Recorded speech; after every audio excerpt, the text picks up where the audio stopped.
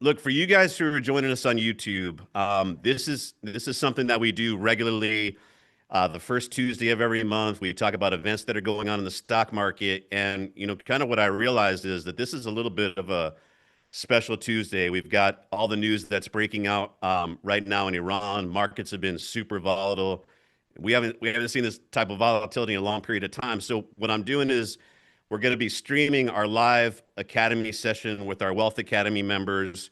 Some of them might be asking some questions live, but also if you got a question on YouTube, if you put that into the chat box, my team will let me know what that is, and we'll try to get to that question as well today. But look, I'll start this. Welcome to the American Capitalist Show. The reason I started my Wealth Academy, the reason I started this channel is I've been sitting in front of trading screens since, yeah, I'm getting old, guys, 1998. So since 1998, you can imagine I've seen a lot of things that have happened in the market, and there's been a lot of events. So I started in 1998. For those of you, Lane, you look like you're my age. Those of you who are close to my age, you probably remember the dot-com crash of what happened during that period of time.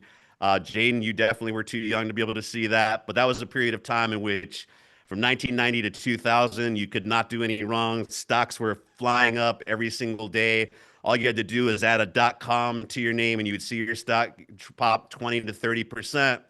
Then lo and behold, there was something called valuations in 2020 that people started to pay attention to, and we saw stocks get clobbered. I was holding Amazon at the time, and I saw my Amazon stock go down 90%, not 9, not 19, not 90% during that period of time. I saw pets.com get wiped out. I saw a lot of things go away. But it ushered in the new leaders, the Amazons, the Googles. Netflix came a little bit later on down the line. And so it was a period of time where there's a huge amount of volatility. There's a huge amount of euphoria. I would say it's like pretty similar to what we're seeing today out there, guys, with what's going on with AI. What excites me about this today is different from the internet. I think a lot of those companies were too early. The infrastructure wasn't built there to where today what you're seeing is the platform is ready. AI is already transcending the way we do everything. So the speed of change is a lot quicker today than we saw back then. It's an opportunity for those of you guys who missed out on buying Google and Amazon and some of those stocks earlier on to pick some of the next winners that we've been talking about on this show, on our academy, trying to help you identify some of those names that I believe literally will create fortunes for some people. But I also want to tell you, as somebody who's been in this market, and I've never had the luxury, I've been on television for 18, 20 years. I've never had the luxury of just having an opinion and just saying, hey, I think the market's going to do that or do that or do this. I've always managed hundreds of millions, approaching $1 billion at a time. Luis, who's on my team with me, has been there as well. Or we actually had to go and say something on TV, but then press a trade button to reconcile that opinion. And clients were paying us to make good decisions for them over that period of time. And there's a level of accountability of hundreds of millions of dollars that have been behind. Have I made some mistakes? Absolutely. But the good thing of now doing this going on 30 years is I've learned a lot from those mistakes. And so I've been sharing some of my information on Twitter with people, and people are saying, like, how do you stay so calm? And the truth is, like, all of this stuff from 1998, dot-com crash, September 11th, the worst by far, 2008, 2009, COVID, all the wars that have been here during that time. Even, I've studied, obviously, I'm a little bit too young for the Gulf War, but looking at the markets and how they responded, it's really never that different. And, Luis and I spent some time before the show going back and over the last couple of days looking at the history of war and what happens to the markets.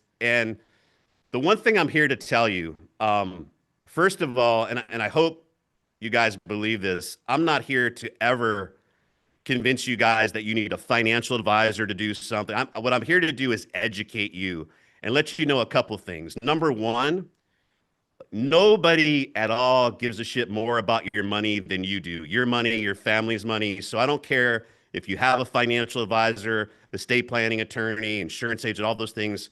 I do too. I don't do all my own stuff myself, but I'm a very educated consumer of financial services. And unless you do that and become that, you will consistently be the statistic who's taken advantage of, who buys high, who sells low. and the people who never get to the next level. And so that's the important thing about everything that we share, whether it's on YouTube and our academy, is making sure that you're using that information to better your own life. And what I will tell you is throughout that time since 1998, every single time I panicked, I sold something at the wrong time, or I bought something at the wrong time.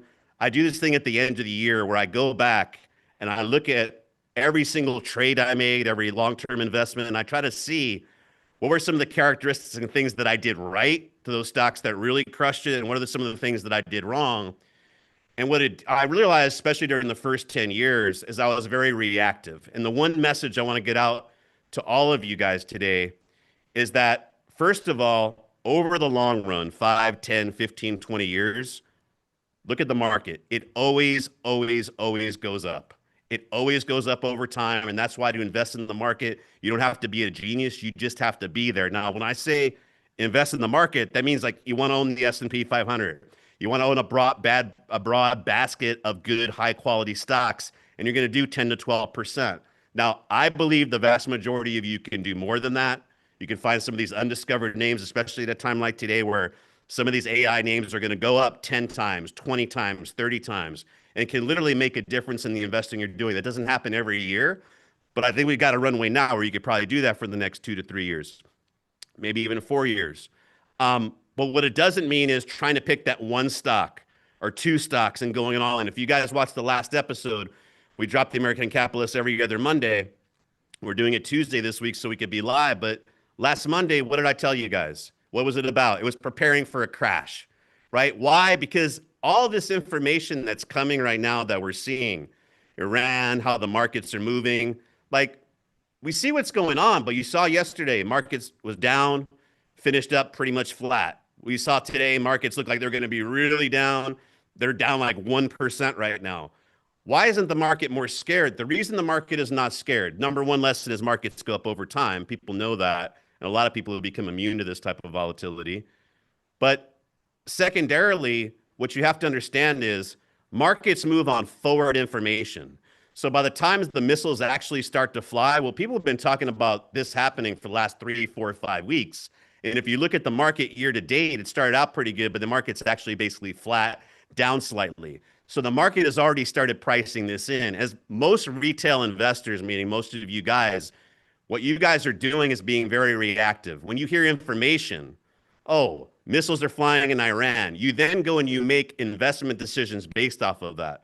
That is the absolute wrong thing to do. Professional investors are making information and making decisions based off of what's going to happen in a week, 2 weeks, 3 weeks from now, a month from now. So you have to be forward looking. If you were trading based off of CrowdStrike is going to report earnings after the bell today.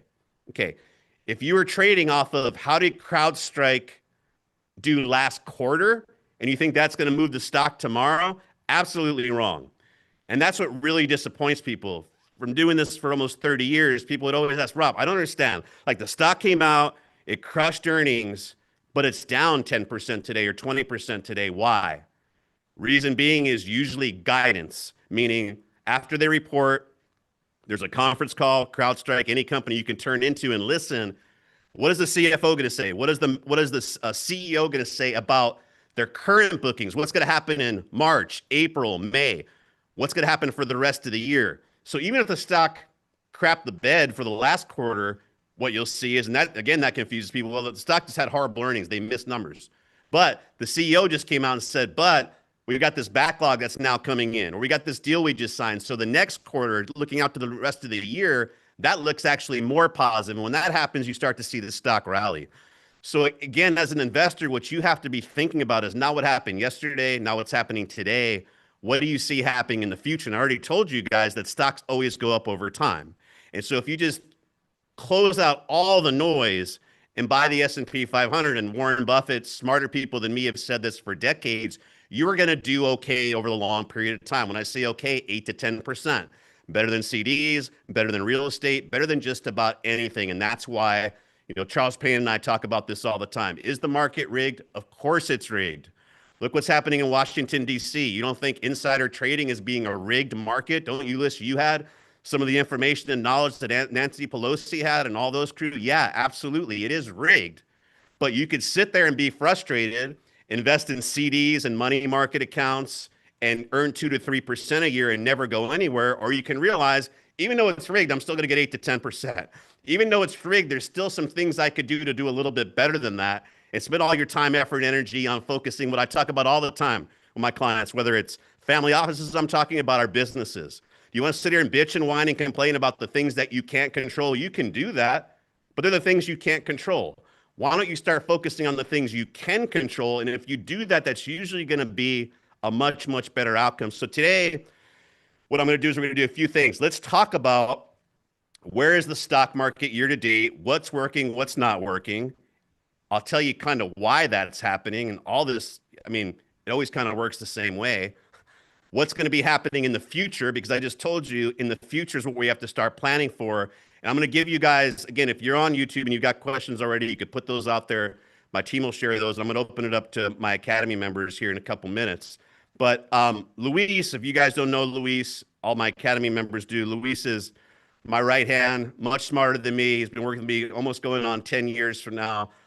Chartered financial analyst, certified financial plan, every other designation, one of the smartest guys out there. So Luis, no pressure, but tell us how smart you are, where the market's going to go tomorrow. But maybe just give us a background on what's going on. Yeah. Hi, everyone. For those who don't know me, like Rob said, I'm Luis, chartered financial analyst. I'm going to give you a quick overview of what the markets have done year to date. And look, there's a lot going on, like Rob said, a lot of volatility with the geopolitical events. But I want to give you some context of where the markets are now. As Rob said, the S&P 500, which is the index representing the 500 biggest companies in the US, is relatively flat, about down about 0.5%, which is not bad.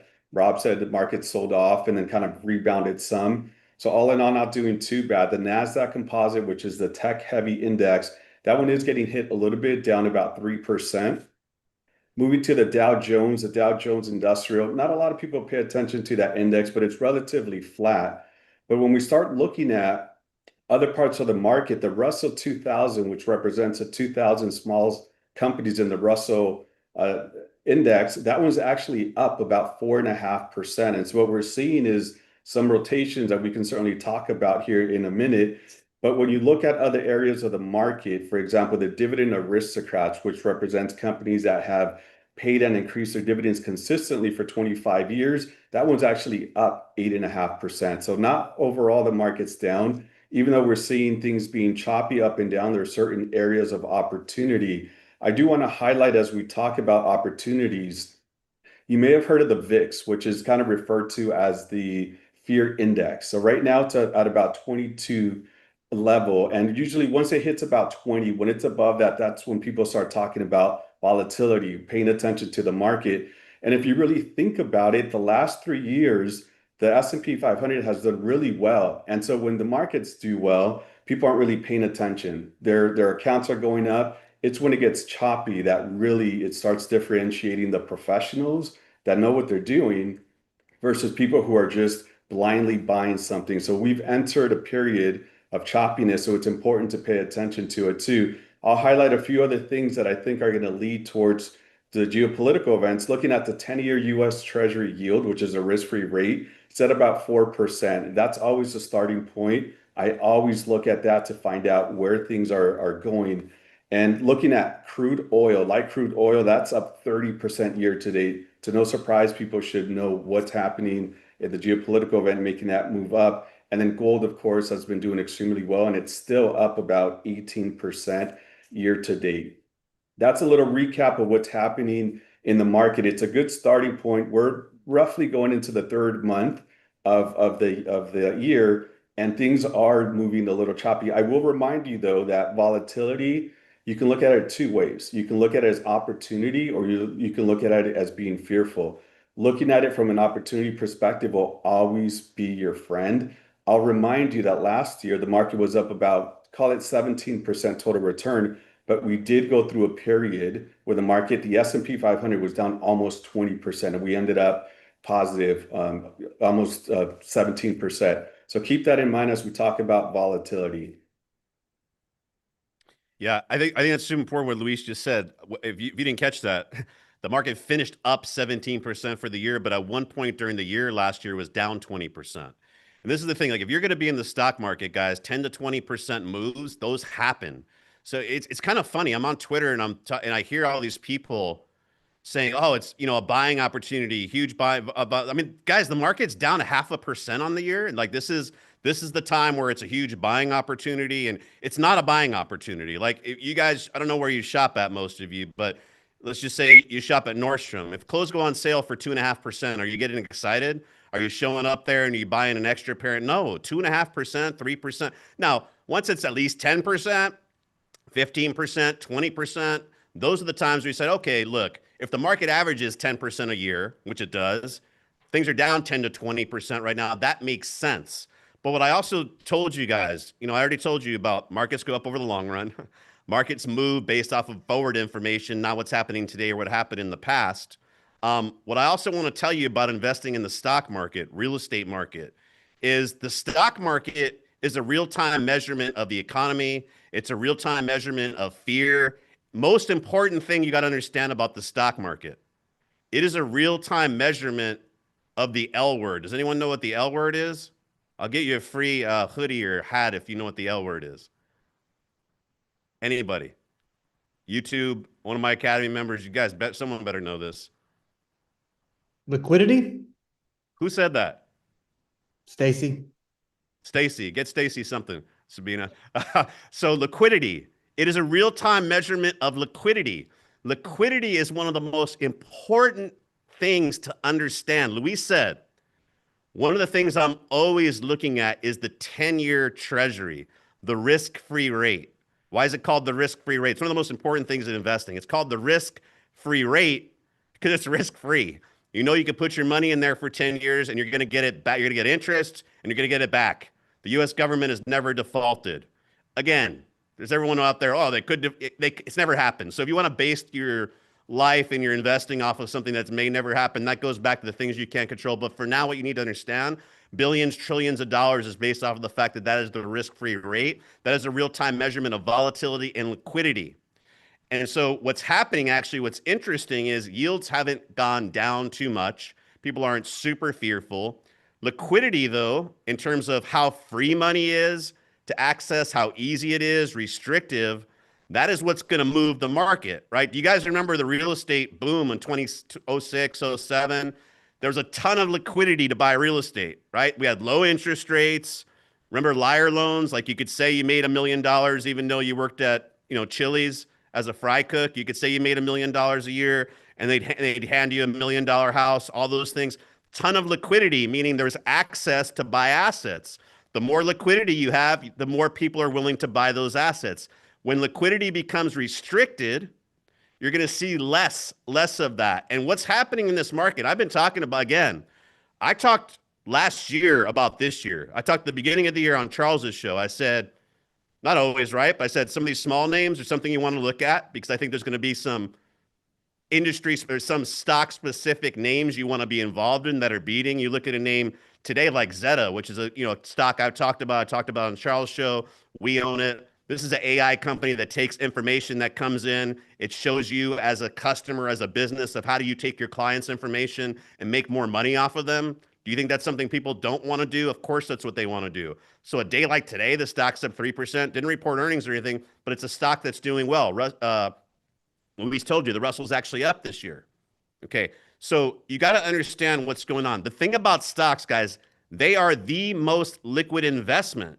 If you need cash right now today, if you have a Schwab account, Fidelity account, Robinhood, whatever it is you're trading, how hard is it it's free today. Like when I started in the market in 1998, you had to call me, right? I had to give you a quote and I charged you like $200 to sell 100 shares of Microsoft. So people didn't trade as much. Now it's on your phone. You can just hit something for free. You have same day settlement, right? 1 day settlement right now. So you get your cash tomorrow. Good and bad. It's great because you got liquidity. Bad because it's created volatility and fear, and it's allowed people easier to make dumb decisions, long-term decisions in the market, right? And so what you're seeing is with the stock market in particular, because you could see it on your phone every day, you could access it so quickly, volatility over the last 10 years has gone up significantly. And so what happens is with liquidity, when people have to sell things, and I've been talking about the commercial real estate market, there's some private equity deals, some private credit deals. I've been talking about some of uh, these AI centers, the power centers that they're building, and I've been looking and analyzing some of these deals, and it's been pretty sketchy, guys. Some of the deals that have been funding some of these things that you're starting to see explode. I've been looking at the commercial real estate, trillions of dollars that need to be refinanced on buildings that are much lower occupancy, much higher interest rates. So forget what's going on in Iran. Just the overall economy had some challenges. And like Luis told you, last year, 25, market was up 17%, 24 up 25%, 23 up 26%, right? So we had three very, very good years. We've got some challenges. So to be down flat, like this is just part of the market, guys. And this is why I'm saying if you've got good long-term positions, you don't need for 5 or 10 years. If you're selling now, it's stupid, doesn't make sense, right? You want to hold on long term, you're going to be okay. But you should have some dry powder. I told you on last American Capitalist show, have some dry powder. Is now the time to deploy that? Of course not. It's not the time to deploy it. There's no discount out there yet. So people who are telling you on Twitter to go and buy stocks, why? Unless now this is money that you systematically invest in your 401k, you don't need for 10 years, fine. But back to liquidity. And I talked about this last week. One of the most important things, guys, you need to understand is if you need money from the stock market, real estate market within a 3 to 5 year period, you should not be accessing it from the stock market. Well, I have no idea what the returns are going to be over the next 24 or 36 months. I know over the next 5 to 10 years what they're going to do, that they've always done. But if I need to access capital to pay my rent or to buy a house or something like that, it should not be in the stock market. It should not be in the real estate market. We talk about this all the time. Procter and Gamble. If you look at their chart, 2 charts, pull up a chart of their dividend over the last 90 years, pull up a chart of their stock.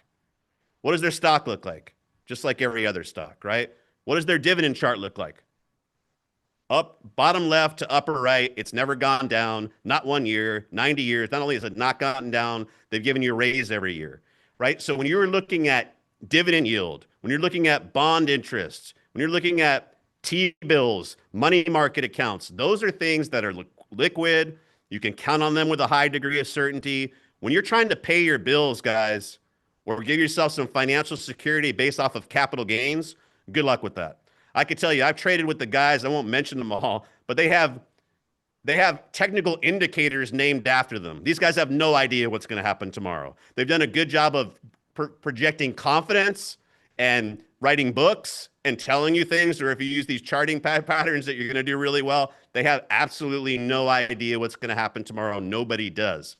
There's a liquidity issue so you need to make sure the money that you have in the market, you have isolated away from your needs. So you would not be panicking today. So my Academy members, hopefully most of you done this by time, our clients over at Valtreon, these things are already taken care of. So if you're panicking right now, if you guys are out there and you're nervous because you've got too much money in Bitcoin, which no one knows what the hell is going to happen with that over the next year or 2 years. If you got too much money in speculative stocks, even if you have too much money in the S&P 500, which I told you over the long run goes out well, if you need to pay bills in the next 12 months, I don't care if the market is flat today or it's down 30% today. Guess what? You've got to sell because I have no idea what's going to happen in the next 12 months. These are things you need to realize. This is how institutional investors manage money. This is how big family offices manage money. It's called liability-driven investing. And what you need to understand, guys, is you got to understand your liquidity needs, which is your healthcare, your rent. How long are you going to need that? You need to make sure the assets that are tied to that are not stocks or real estate. And when you're looking out 5+ years, that's where you're taking risk. If you have something that's other than that, you're not doing it the right way.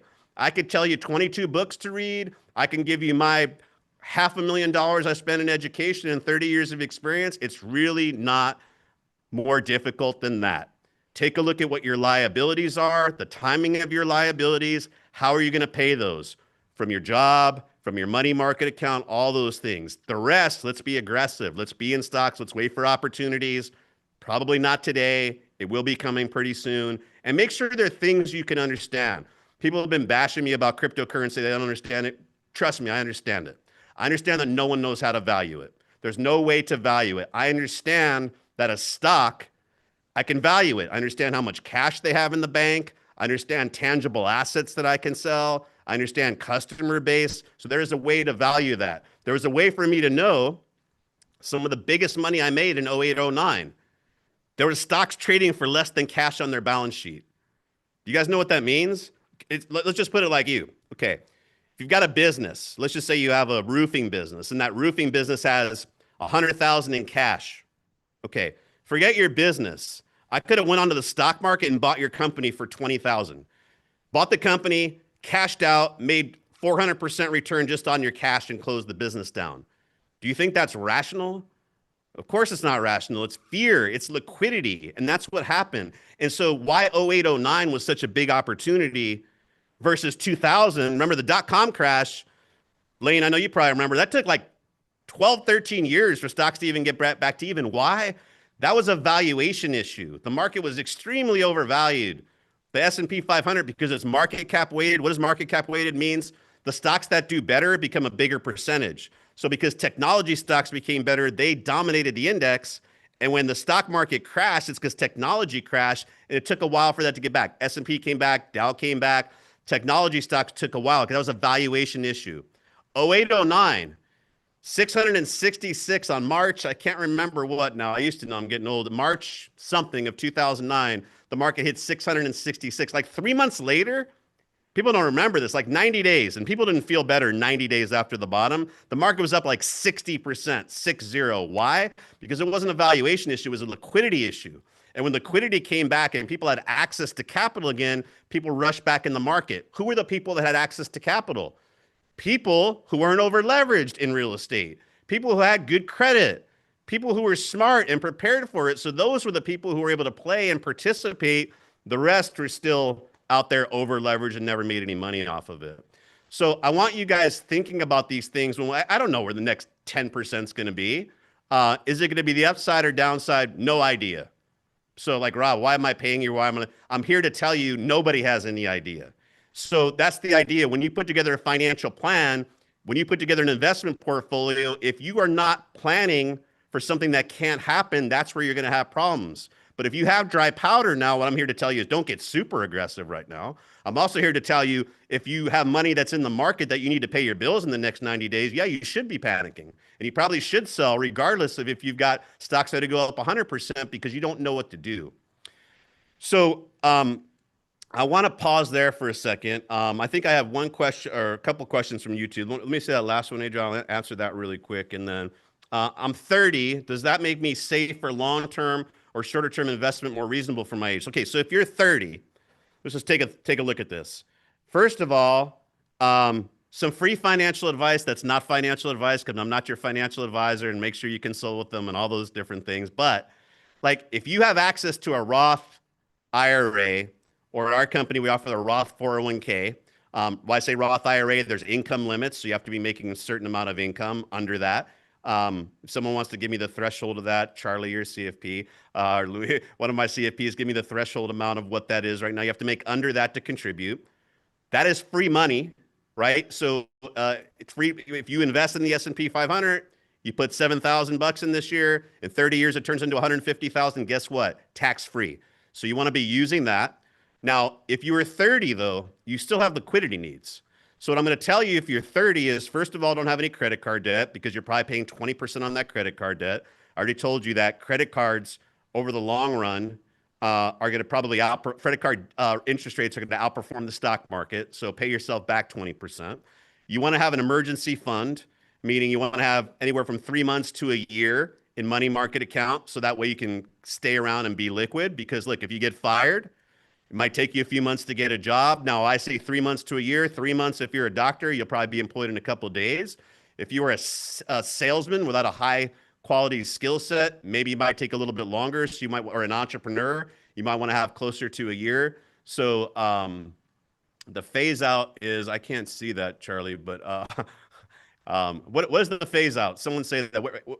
It's 81 to 91,000 for single, and if you make over, what is it? Let's see here, 129 to 149,000 for married filing jointly. So about 81,000, 129,000. If you're under that, which, a lot of you guys, except some of you maybe you're not, are under that, you should be contributing to that. So what I would say is, even if you're 30 or you're 70, it's the same thing. Take a look at your liquidity needs. Make sure you've got enough access. And with your 30, you don't need 10 years worth put away. 3 months to a year in liquid assets. Make sure you've got good, steady job that's providing the income that you need. And what should you be doing at 30? Investing in yourself, making sure that you're employable if you get fired. If your company doesn't manage themselves the right way and they go out of business, you need to go on the open market constantly. One of the investments as a young person that I've always made, I'm still making today, not as much as I did prior to being 45, is I always invested in myself. New designations, new degrees, new experiences. Why? You are your biggest asset. So make sure you're investing in yourself. After you've done those things, then what you want is you want market crashes. You want markets to go down 20, 30, 40%. The more that you can put away, and that's why I recommend always have a systematic investment going on in a 401k or just coming right out of your account. You should be looking for this because you can't even touch the money without tax penalty till 59 and a half. So you, by definition, have almost 30 years. And I already told you the markets always go up over time. Guess what? When you buy these huge dips, this isn't a huge dip, but when you do even better than the market. And I thought those numbers were a little bit low. I think we had a correction. I'm gonna let you correct yourself there, Charlie. What were the numbers? Or Yeah, Luis? so it's 153 to 168, and then 242 to 252 for Mary Poppins Okay. Ronald. Okay. I thought we went through some deflation. Okay, so 153 to 252. Okay, so most of you guys could probably put money into the Roth IRA. Do that. That's that. I'm gonna go to my Academy members now. Does anyone have any specific questions about the stock market, individual stocks, what to do here, what you're scared of, what are you willing to do, looking to do, anything about real estate markets, anything that you're concerned about right now? And I'll give you a lot of reason to worry and some to be optimistic. Use the raise your hand function. I think it's Brevin. Sorry if I got that wrong. Yeah, that's me. Hey, Rob. Okay. I know you preach holding on and long-term, staying in it long-term for the returns and everything. Is there any kind of criteria when you pick a stock and it's just crashing that you do sell? Yeah. Well, look, here's the thing about stocks. There's two ways to make money on stocks. Capital appreciation, which I talked about, meaning you got to buy high and sell low.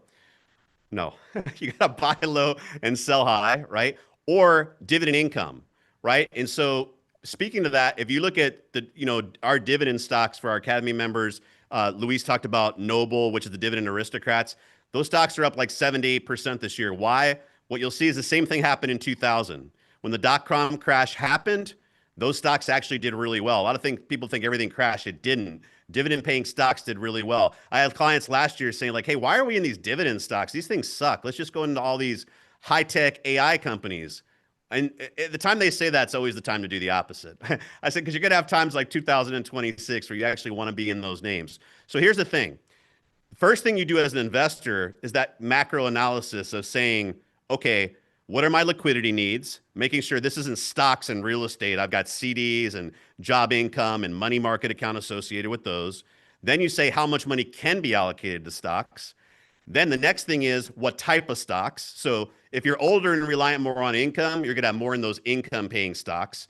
And so one of the things, to your point, Brevin, that you might be more interested on that stock is the longevity and the health and the consistency of paying that income, because you're not really looking for capital appreciation. You're just looking for that 4, 5, 6% dividend. So the analysis you're doing is more based off of that. And if you see that that's in jeopardy, meaning the conference call happens, CFO says, we can't maintain the dividend, we're going to be cutting it. Or you start to see things where that's of an issue. Well, then your thesis for owning that stock is dividend income. If that now is changed to where it's not going to be sustainable anymore, you then have to sell that stock because all the reasons you bought it don't happen anymore.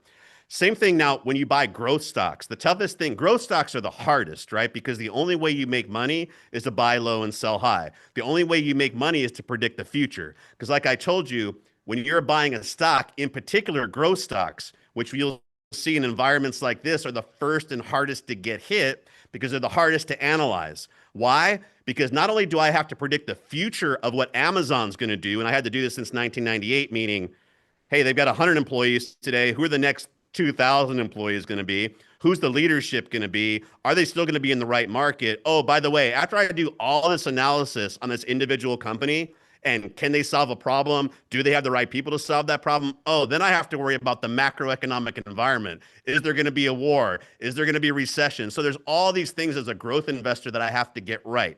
What I would say is the macro, I wouldn't worry so much. Again, talking about things you can control, I very rarely sell good stocks that are fairly valued based on a macro environment because we know things are going to come and go. We can't control this. I always sell stocks based off of micro, the individual analysis of that company. So what I would say is there are stocks, when you buy a stock, you should do two things. You should have a thesis of why you're buying it. I'm buying it because I think they're going to get this much market share. Like I'm buying Zeta because I think, hey, their total addressable market is 1 billion. They're at, this is totally theoretical. They're at 100 million today. I think they can grow into that. They're only in the US. They can expand out of here. They've got the right management, right strategy. They're going to continue to execute. If they do that, that stock should go up 25 to 30% a year. So now I've got a thesis for buying that stock. Because I said they're going to go up 25 to 30% a year, I've got a price target that I've set on it. So two things. If it breaks down where their strategy sucks, they're not executing on it, I'll get out of it because now they just can't. They just lost their CEO. They can't find new talent. They're getting their lunch handed for them. They're becoming Blockbuster. I'm gone. I'm not going to wait for next Netflix to show up. Or secondarily, I said they can go 25 to 30%. Now they're up 100%. So now that when they're up 100%, I'm looking at it to say, okay, does this make sense? Is there new information that wasn't in my thesis before? Then now, hey, not only do they have one product, but they just had two products. So I need to take the same thing I do and I need to double that. This is why individual stock investing is both very difficult, but it's also very rewarding. The harder you get at doing anything, the more reward it is. You get paid a lot more to be a neurosurgeon than you do to be a landscaper, right? Why? Because it's a lot harder to become a neurosurgeon than it is a landscaper. It's the same thing with investing. There's more reward the harder it is. So what I would say is, again, liquidity, make sure that you've got a thesis for the stock, look at valuation, and whenever those things aren't in alignment, that's when you have to sell. It's the easiest thing to do is buy, especially if you're a value investor. You could just say, oh, thing's undervalued or whatever the case may be. The hardest thing to do is sell. But going back, Brevin, to growth stocks, why it's so hard, Amazon has never been cheap. Since I've been analyzing since 1998, it's never been cheap based off of Benjamin Graham, Warren Buffett. If you're looking at these valuation books, they haven't worked for any of these stocks. Google, or you never would have been in Google. You never would have been in Netflix. You never would have been in Amazon. That would have been a huge, huge mistake. You wouldn't have been in Palantir. So you have to look at those things differently. That's where you have to look at, your own forecasting, price to sales, execution, total addressable market. This is a lot of stuff, guys. I know that, but that's why most people, except for you guys, because you're educating yourself, should just be in an S&P 500 fund because they're not going to put in the work to do those things. They're going to buy something because someone told them it's going to pull back 30%. They're going to sell at a 30% loss, and they're going to say, what? You can't make any money in stocks. No, you can't make any money in stocks because you don't know what the hell you're doing. But people like you guys do know what you're doing, but it just takes a little bit of work. Cool. There was another thing. Based off the last inflation report, what's the this on YouTube, likelihood the Fed raises interest rates this year? I say zero. So I'll go on record to say I think there's a 0 chance that they raise interest rates. As a matter of fact, things like what you'll see happening today. So why is inflation report? Why are people worried? Why are bond yields not creeping down a lot? Primarily because of energy prices, right? Because as oil prices go up, pretty much everything that you wear or eat are tied to oil prices. So if the cost of transportation for everything goes up, well, then that raises the cost of everything across the board. And so the idea with the Fed is they've got a dual mandate, full unemployment and inflation that they're trying to keep. It changes, let's say around 2%. And so they've only got one tool to do that, which is interest rates. Here's why I do not think interest rates will go up. First of all, I think this is a very short-term shock. We are much, much more energy independent than we were 5 years ago, 10 years ago, definitely 20 years ago. So we won't be as impacted by before. But this is also why we look at things like nuclear and all those things. But at the end of the day, I think this, again, forget what's going on today. I came into this year and I said something on Charles's show in January. I said, look, everyone had these huge numbers on the S&P. I think I was the lowest. And I said, here's why. I think the first part of the year is going to be extremely volatile. I think the market's going to sell off. I think it'll start to rally towards the second half of the year that could potentially get us to positive. Why did I say that? Not because I have a crystal ball, but because I've been doing this for 30 years. I'm just looking at the playbook and what's going on. I know commercial real estate, which is a big asset class, guys. Ask our president. It's a big asset class. There's a lot of people who are tied to commercial real estate, and it doesn't look good right now. There's trillions of dollars that need to be refinanced, which means the higher rates go, the bigger the problem that becomes.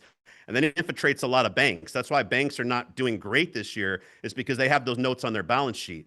And so what happens is if rates get too high, that makes that problem happen even more.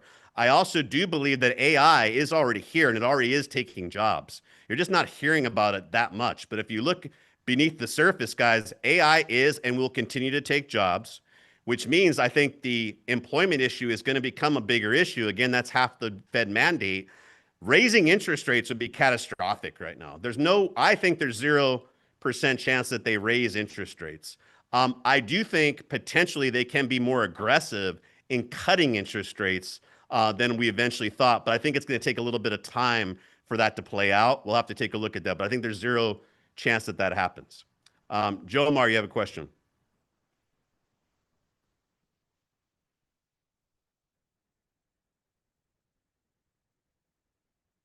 I'll give you 2 seconds. You got to unmute yourself. Go ahead. Hey, good question. Yesterday, I was having a meeting with a doctor, a client of mine, and I'm doing a business funding and personal loans. He asked me if Iran situation might affect the business funding, personal loans.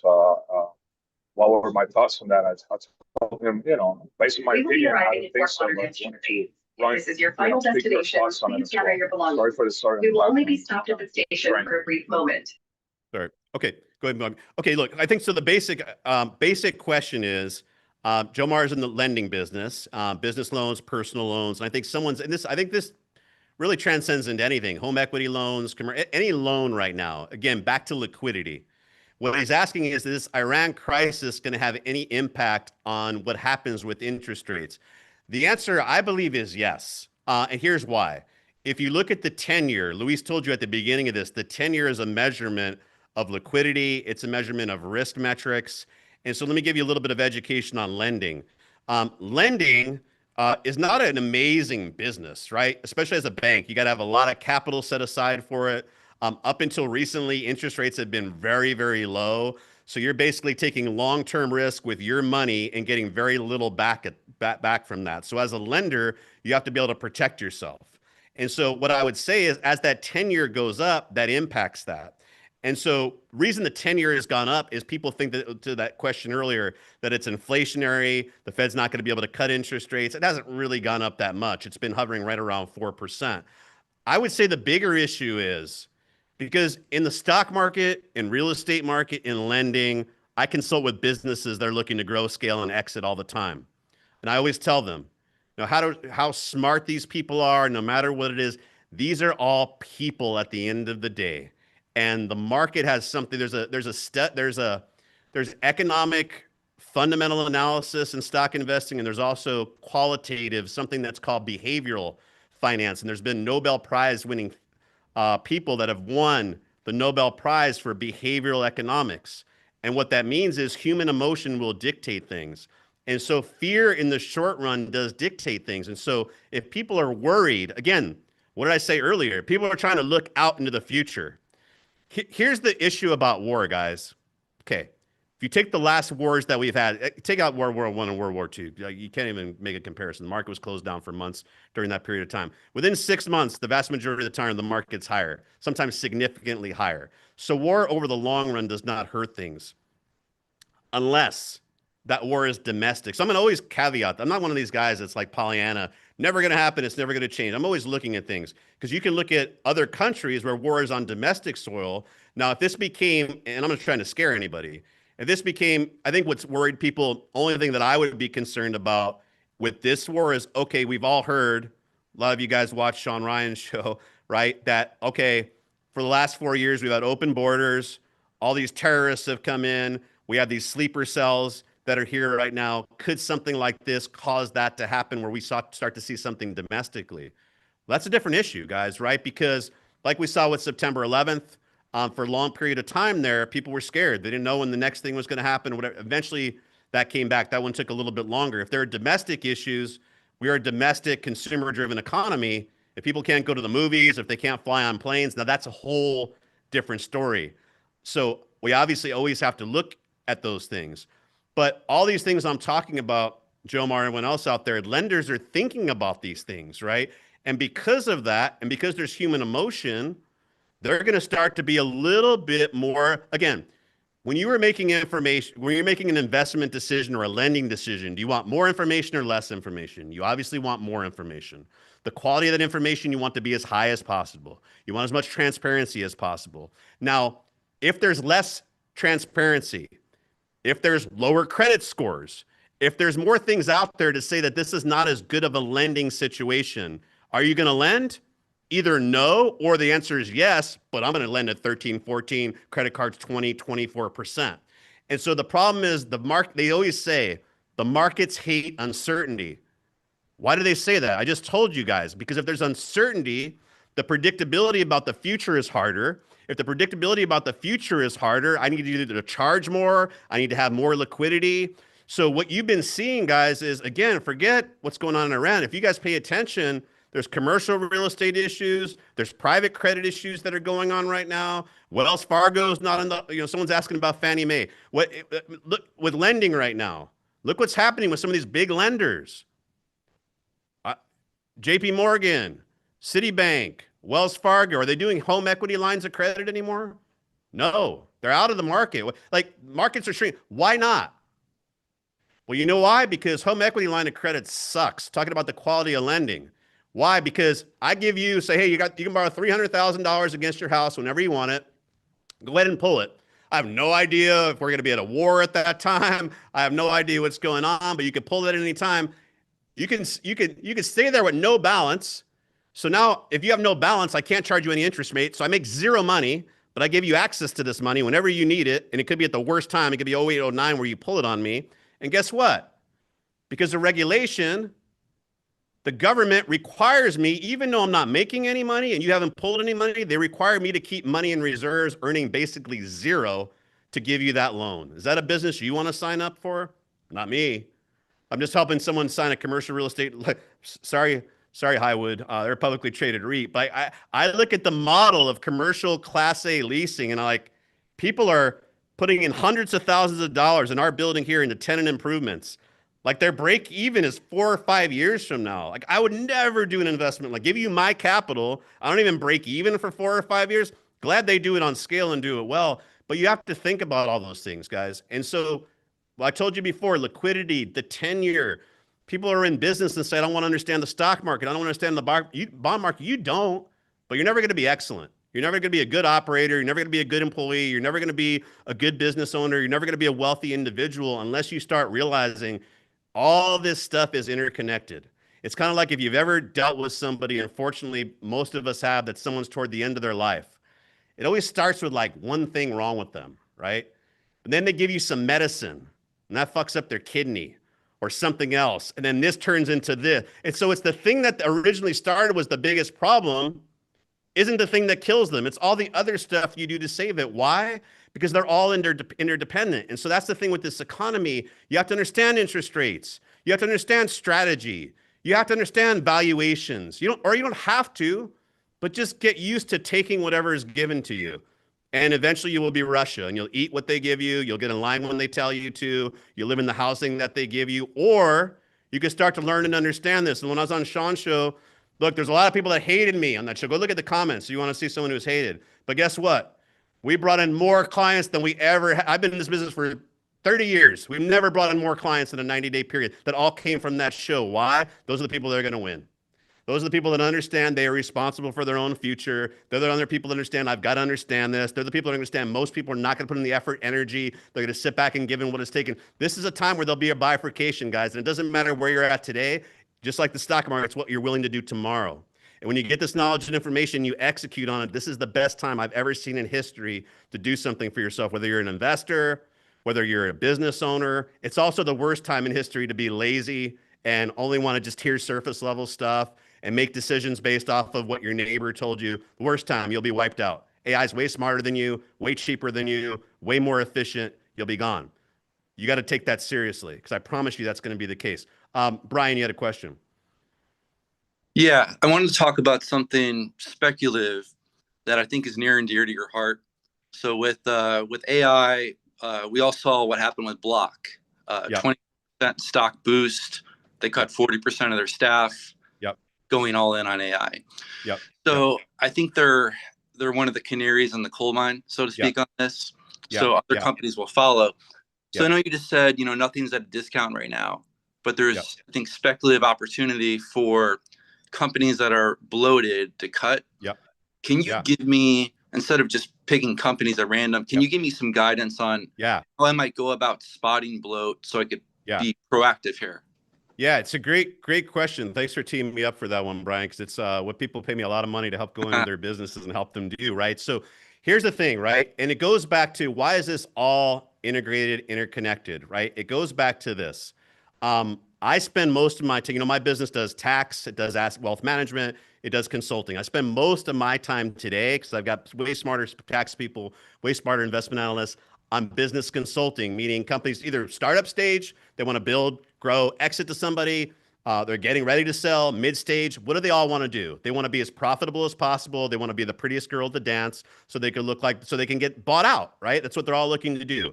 So what is the strategy where everyone's using today? It's a small team of all-stars, right, which is harder and harder to find, handful of 5, 10, 20 good people, really smart people that are, I always tell you guys, whether you're an entrepreneur or an intrapreneur, you're an entrepreneur. You need to come into a business and be accretive to that business. You need to think like a business owner. If you do that, you will be very successful.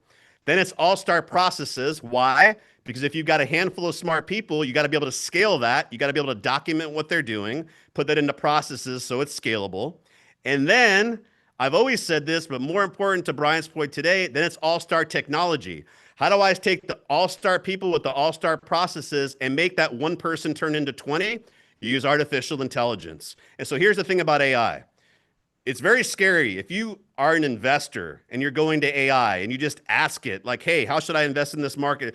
90% of the time I'm not sure why yet. And whether it's Claude or it's Gemini or it's Grok or it's ChatGPT, for some reason they haven't gotten, which is weird to me, they haven't gotten numbers right yet. Like it's factually wrong, bad data all the time. The reason I know that, I've been doing this for 30 years. And when I put in something, instinctively, I know if there's something wrong with it. And then when I go back and check it and say, hey, is this, oh, sorry, yeah, you're right. But if I actually executed on that information, it would have been wrong.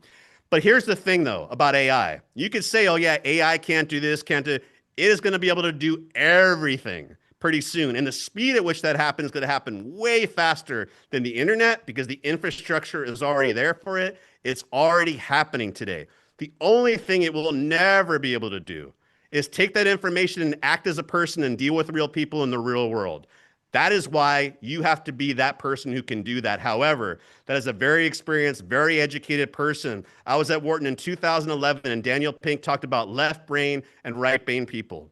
And what he talked about, if you were just this person who is left brain, this analytical person, you are going to be wiped out. You're not going to have any value. Why? Because he didn't even talk about AI. He just talked about the internet will be way smarter, better, faster, and cheaper than you. If you can't tell a story, if you can't connect with people, if you can't show him how to execute in real time, you're going to have no value. And that's why I instill on you guys today, you have to become that person who will survive. Because not only will you survive, you will thrive in this environment. So to your point, Brian, one thing I talked about is exactly what you said, but if you want to get away from the AI companies, here's another tip. Start looking at companies that have huge pension obligations and are super old companies, John Deere or IBM, you're starting to see it. They do not need as many people anymore. So they might not be able to grow top line like CrowdStrike might or Powell, but they have a lot of room in that bottom line. And Wall Street's, especially in this environment where they're rewarding profitability, where they're rewarding valuations, those companies that have that bloat that Brian's talking about, that can lay off people, and trust me, they're going to be laying them off. That's going to go right to the bottom line, guys. So start looking at those companies of pension liabilities that are working. They're not hiring as many people. Start listening to like who's doing some of these layoffs over there, even at a small scale. Any company, I talked about Zeta. Why do I like Zeta? And again, this isn't a recommendation. It's a very small company. Why do I like them though? This is a company that will come to you, take all of your data and use artificial intelligence to help you do what Brian's to. How do you become more profitable? So this is somebody where I could buy a piece of software for 80, 90 grand a year. I used to have 4 or 5 people. This is, they don't show up. Zeta doesn't show up sick. It doesn't call out. I don't have to have rising healthcare costs for them. It works 24/7, all those things. So are people going away? No. Average, mediocre people are. Good technology is going to become more and more. So again, that thesis of finding stocks, start looking for some of the companies that either have bloat, can get rid of things and replace it with AI, or look at the AI companies that are enabling those companies to be able to do that. I'm doing an event at our office next month, and I'm going to show you how did I find some of those companies. I think our portfolio what was our small cap portfolio up like 55%, Luis, last year? 60%? Yeah, like 60%. I used AI. Now, I want to say, when I say 100%, it was involved with my decision process 100%. Now, I took 30 years of experience. I do what I've always done, but I've done a few things in AI to help flush out some of these things that I'm talking about with you. And so again, back to, if you are not good, AI is not going to make you better. If you're average, AI might make you good. But if you are someone who is really good, you're going to become excellent, even legendary if you use AI. Why? It just allows you to do a lot more, a lot faster. And what it's allowed me to do in terms of investment and consulting is it allows me to ask questions and push things much further, because I know the cost of doing those for my client or an actual real-time execution is minimalized. What do I mean by that? You need to execute in this world, guys. You can't sit there in college for, you ever see these 60-year-old students? You can't sit there and theorize for the rest of your life. You have to get there and execute. And I have most sophisticated options trading strategies out there. You'll never be able to execute on them. How good are they? Worthless. But I have some that are not as good, but you can execute on them on real time. How are they? Amazing. So if you did 50% on stocks, you probably did 400% on options last year because they're executable, right? So that's the thing. What do I say this in consulting? In consulting, what I'm saying is it allows me to go and ask second, third, fourth level decisions, go ahead and do different research that I never would have done before. Why? It would have taken so long that even if it would have provided value, the time I would have delivered it to my client, the time they would have been able to execute on it, even though on paper it would have looked great, in the real world, which is where I work and you work, it doesn't happen. That's what's so good about AI is I can get really, really good executable information and get it to somebody to make an investment decision, a hiring, a firing, a new opportunity way, way quicker. If you understand that, guys, you understand 90% of the value of AI. If not, you will be left behind. Jane, last question, then I gotta end it. Yeah, hopefully it'll be a quick one, but I just wanted to ask you where you see ultra high net worth families allocating capital right now in the stock market, I guess in general, but then also asset class. Yeah, so luckily I work with ultra high net worth families. So the vast majority of them that I've been consulting for the last year, we've been talking about raising liquidity, not because of what's going on right now, but because, again, nothing's super cheap right now. Real estate isn't cheap.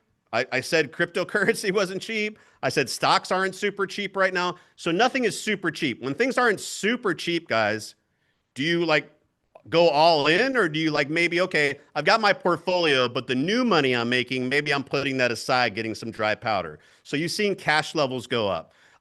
Now, what I would also say though, is this is an environment where most of my ultra high net worth clients are very big into private equity right now. The thing about private equity and why you all should start to look at it as you get access to it is a lot of the, like I talked about Amazon. Amazon went public in 1998. Why? Because they needed to raise money. They needed liquidity. They needed to be able to grow, and they used public markets to fund that for several years, being unprofitable.